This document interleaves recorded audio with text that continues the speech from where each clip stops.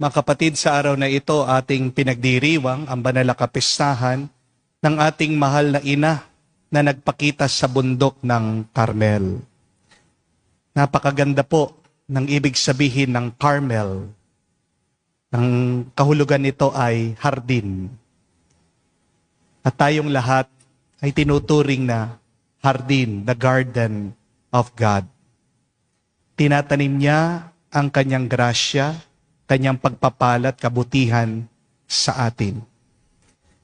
Pinagdarasal tayo ng ating mahal na ina, tinutulungan tayo ni Maria na anuman ang kabutihan na tinanim niya sa atin ng Diyos ay tumubo at mamungang mas mabuti.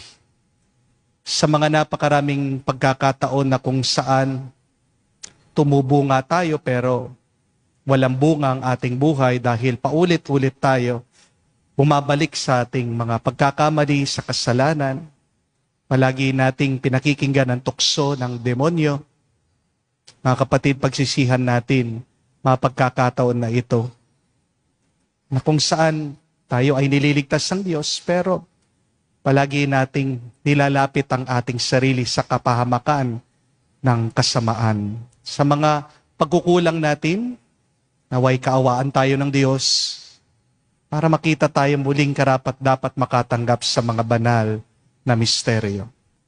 Kaya nga po, muli tayo ay magpatulong sa ating mahal na ina kung man naisip natin, maramdaman natin na may mali tayong ginagawa, tayo'y magpakumbaba, magbalik loob sa Diyos.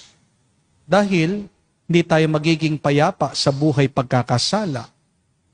Ang nararamdaman mo pag ikaw ay gumagawa ng kasalanan, sarap.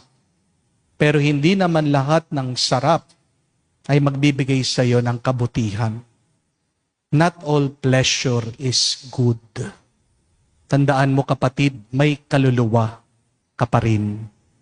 Harinawa, tulungan tayo ng ating mahal na ina na nagpakita dun sa bundok ng Carmelo na alagaan natin mabuti ang kaluluwang ito para pag tayo ay humarap sa Diyos, kahit na paano, ay hindi tayo mahiya.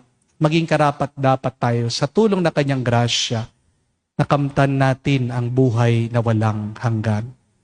Sumainyo ang Panginoon. At sumaiyo rin. At kayo basbasa ng Diyos, makapangyarihan sa lahat, sa ngalan ng Ama, ng Anak, ng Espiritu Santo. Amen.